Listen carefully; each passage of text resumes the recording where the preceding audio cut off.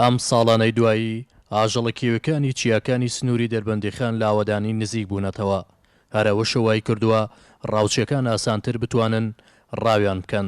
ئەمە دیمەنی بزنەکیێویەکە کە دوو بێچووی لە سکدا بووە، چەند مانگێک پێش ئێستا لە نزیک دەربەندیخان ڕاوکراوە بۆ ئەوەی ئەم دیمەنە لە هەرێمی کوردستان دووبارە نەبێتەوە.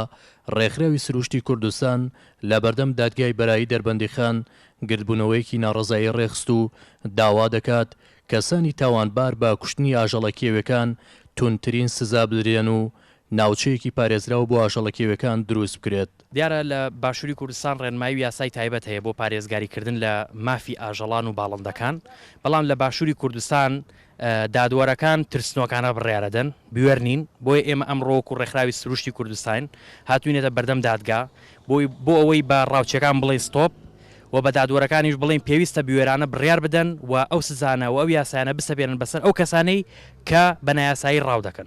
داواکارمان لە جنابی پارێزەر دادگاوەیە کە مافی ئەو ئاژەڵانە بگەڕێنەوە سزای ئەو کەسانە بدەن کە ئەو ئاژەڵانیان کوشتووە.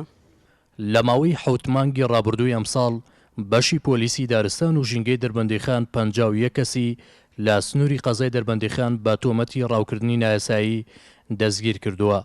بەڕێوبەری ئەو بەشە ڕای دەگەێنێت لەگەڵ هەوڵی ڕاوچەکان بۆ ڕاوکردنی نایاسایی هەوڵەکانی ئەوانیش بۆ ڕێگریکردن لێیان فراوانتر بووە. بە هەموو شێوازی ڕوبڕی ئەو خەڵکانە بوونەسە تەمان خەڵکی ڕاوچی هەوڵەدار ڕای خۆی بکات بە نایاسایی، بەڵام ئێمە توانیمانە بە هەوڵی هیمەتی پۆلیسەکانمان ڕوبڕی ئەو خەڵکانە بوون لە هەر ئاست و پلۆپایەگا یا خەڵکی مەدەنی و ئاسایی بێت ڕوبڕیان بوونەسەر ڕوبڕی ناودمانە بە دادگا بۆ کاری یاسایی.